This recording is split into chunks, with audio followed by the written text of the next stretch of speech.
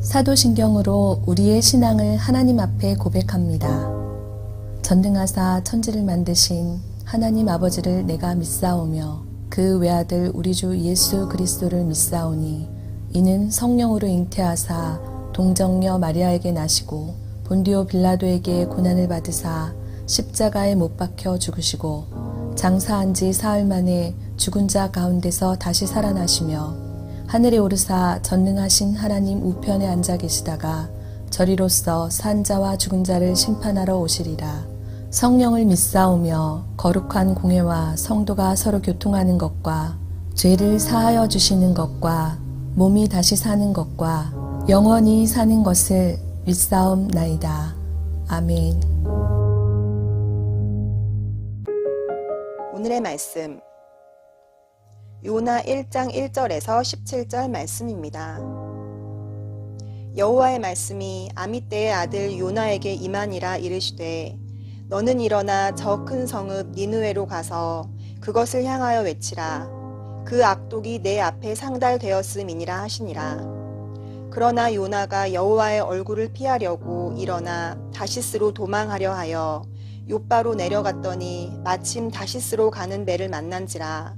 여호와의 얼굴을 피하여 그들과 함께 다시스로 가려고 배 삭슬 주고 배에 올랐더라.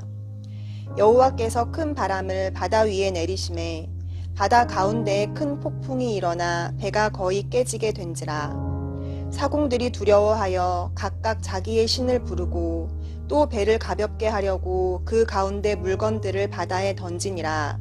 그러나 요나는 배 밑층에 내려가서 누워 깊이 잠이 든지라. 선장이 그에게 가서 이르되 자는 자여 어찌함이냐. 일어나서 내 하나님께 구하라. 혹시 하나님이 우리를 생각하사 망하지 아니하게 하시리라 하니라. 그들이 서로 이르되 자 우리가 제비를 뽑아 이 재앙이 누구로 말미암아 우리에게 임하였나 알아보자 하고 곧 제비를 뽑으니 제비가 요나에게 뽑힌지라.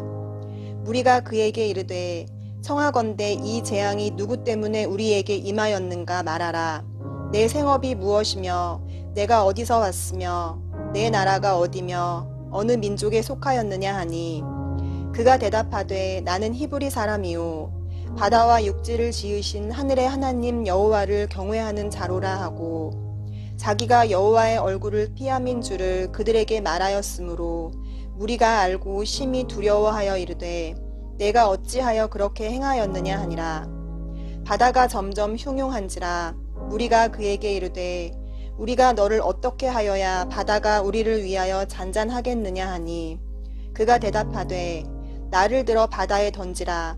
그리하면 바다가 너희를 위하여 잔잔하리라. 너희가 이 큰 폭풍을 만난 것이 나 때문인 줄을 내가 아노라 하니라. 그러나 그 사람들이 힘써 노를 저어 배를 육지로 돌리고자 하다가 바다가 그들을 향하여 점점 더 흉흉함으로 능히 못한지라. 무리가 여호와께 부르짖어 이르되 여호와여 구하고 구하오니 이 사람의 생명 때문에 우리를 멸망시키지 마옵소서. 무죄한 피를 우리에게 돌리지 마옵소서. 주 여호와께서는 주의 뜻대로 행하심이니이다 하고 요나를 들어 바다에 던짐에 바다가 뛰노는 것이 곧 그친지라. 그 사람들이 여호와를 크게 두려워하여 여호와께 제물을 드리고 서원을 하였더라.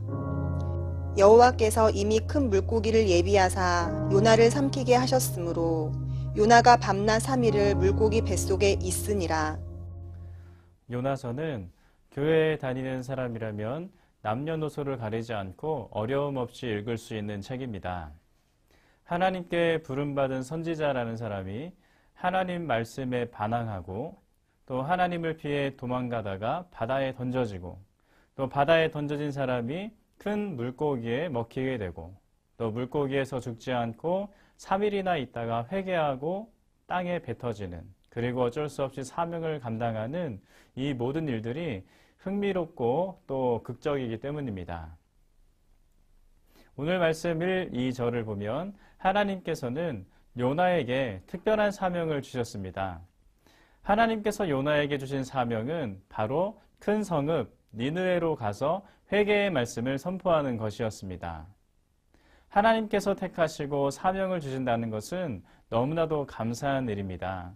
그런데 요나는 하나님께서 주신 사명을 받자마자 하나님 앞에서 도망쳤습니다.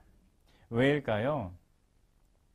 요나에게 있어서 니느웨의 회개를 선포하는 것은 있을 수 없는 일이었기 때문입니다.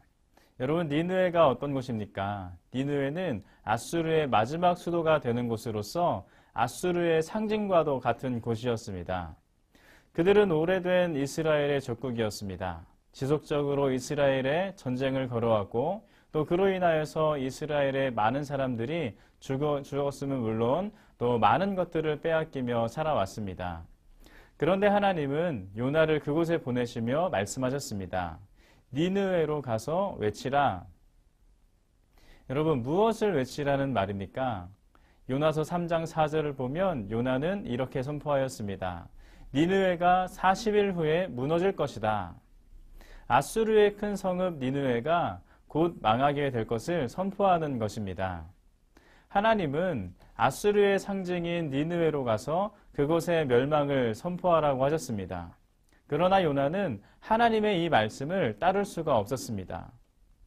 왜입니까? 니느웨가 40일 후에 무너질 것이다 라는 이 말씀이 니느웨를 향한 저주의 말인 듯 하지만 사실은 회개를 촉구하는 하나님의 말씀이라는 것을 요나는 알았던 것입니다. 비록 지금은 악하여도 요나를 통한 심판의 말씀을 듣고 회개하면 하나님은 그들을 용서하고 살려줄 것이라는 사실을 요나는 알았다는 것입니다. 그리고 이 일을 감당할 수 없었던 요나는 어떤 선택을 하죠? 하나님 앞에서 피하기로 하였던 것입니다. 다 함께 오늘 주신 말씀 3절을 읽어보겠습니다. 그러나 요나가 여호와의 얼굴을 피하려고 일어나 다시스로 도망하려 하여 욥바로 내려갔더니 마침 다시스로 가는 배를 만난지라. 여호와의 얼굴을 피하여 그들과 함께 다시스로 가려고 뱃삭을 주고 배에 올랐더라. 하나님은 니느웨로 가라고 하셨지만 요나는 다시스로 향하고 있습니다. 여러분, 니느웨와 다시스는 고대 지중해 상업권의 가장 양끝에 위치한 두 도시입니다. 니느웨는 이스라엘의 북동쪽으로 800km 지점에 위치한 곳이었고 다시스는 서쪽으로 3000km 떨어진 곳이었습니다.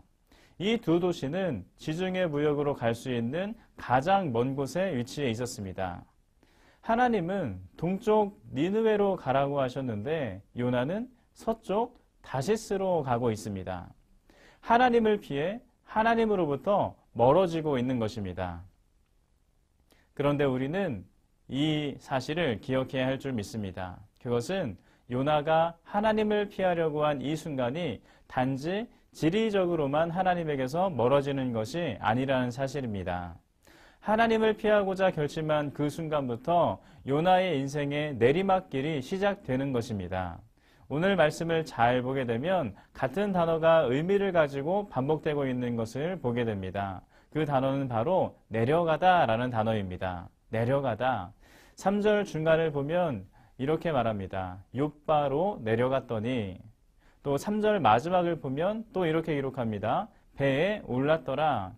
이 부분은 번역 과정에서 자연스러움을 더하기 위해서 올랐더라 라고 기록하였지만 원문을 보면 내려갔다 라는 단어가 쓰여 있다는 것을 확인할 수가 있습니다.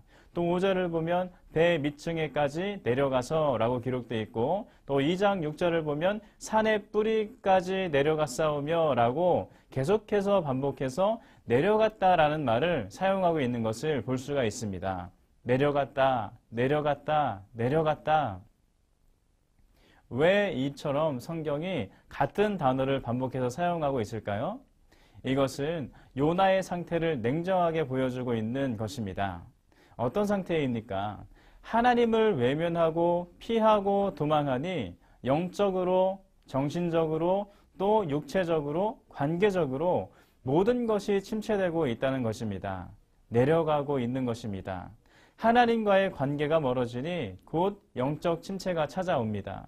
또 영적 침체가 찾아오니 곧 육적, 정신적, 관계적 침체가 찾아오게 되었습니다. 하나님의 말씀을 선포해야 하는 선지자가 오히려 사람들로부터 기도 좀 하라는 책망을 듣습니다.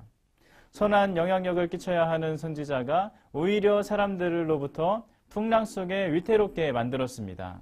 또 하나님의 구원을 먼저 받아야 할 선지자가 오히려 바닷속에 내던져지게 된 것입니다. 사랑하는 성도 여러분, 우리도 마찬가지입니다. 우리는 때때로 모든 것을 내버려 두고 도망가고 싶을 때가 있습니다. 순종하기를 포기하고 무시하고 외면하고 싶은 때도 있습니다. 누군가와의 불편한 관계 때문에 교회에 나오기가 꺼려질 때도 있습니다. 하나님께 예배 드리기가 부담스러울 때도 있고 때로는 너무 피곤하고 힘들어서 마냥 쉬고 싶을 때도 있습니다. 그래서 하나님을 멀리하며 피하려는 어리석은 시도를 할 때가 있다는 것입니다. 그러나 여러분, 그것의 결과가 무엇입니까? 잠깐의 쉼이 힘을 더하여 질 시간이 되어주기도 하지만 많은 경우 영적 침체, 인생의 내리막을 경험하게 된다는 것입니다.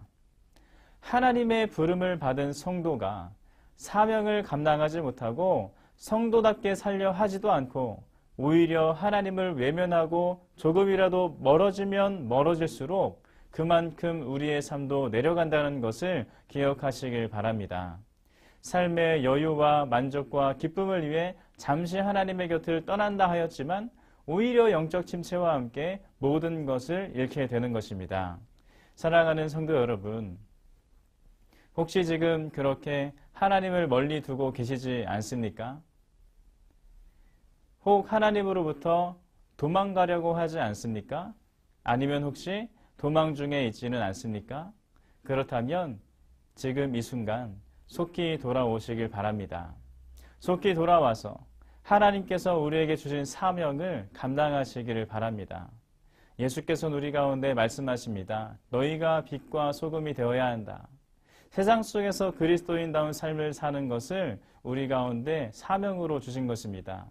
모든 민족을 제자 삼는 것, 바로 그것이 하나님께서, 예수님께서 우리에게 주신 사명인 것을 기억하시고 빨리 그 사명의 자리 가운데 돌아와 주님께 충성하시는 우리 모든 광은의 성도 여러분들 되시기를 주님의 이름으로 축복합니다. 바로 그 사명을 기억하고 하나님 앞에 나아갈 적에 우리 삶 가운데 찾아왔던 모든 문제까지도 하나님께서 다 관여하시며 해결하시는 은혜를 우리가 다 누리게 될 줄로 믿습니다. 다 함께 기도하겠습니다.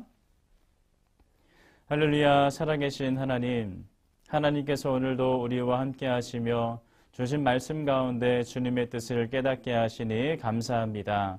오늘도 우리 가운데 주신 이 말씀을 통하여서 우리들의 잊혀졌던 사명을 다시 한번 확인하고 기억하게 하시니 감사합니다. 주님께서 우리 가운데 빛과 소금의 사명을 허락하셨는데 우리가 그 사명을 외면하고 하나님의 말씀을 또 뒤로 하고 우리의 삶 가운데 제 갈 길로 각자 나아갔습니다. 아버지여, 우리가 이제는 우리의 잊혀진 신앙을 다시 돌이켜서 하나님 앞에 집중하여 나아가는 충성된 일꾼 되길 소망하오니 우리 사명을 회복하게 하시고 하나님 위해서 다시 한번 일어나 나아가는 우리 모든 광은의 성도 될 수 있도록 인도하여 주옵소서. 함께 하실 줄 믿사오며 살아계신 예수님의 이름으로 기도드립니다. 아멘. 주님이 가르쳐 주신 기도로 예배를 마칩니다. 하늘에 계신 우리 아버지여, 이름이 거룩히 여김을 받으시오며 나라가 임하시오며 뜻이 하늘에서 이루어진 것 같이 땅에서도 이루어지이다. 오늘 우리에게 일용할 양식을 주시옵고 우리가 우리에게 죄 지은 자를 사하여 준 것 같이 우리 죄를 사하여 주시옵고 우리를 시험에 들게 하지 마시옵고 다만 악에서 구하옵소서. 나라와 권세와 영광이 아버지께 영원히 있사옵나이다. 아멘.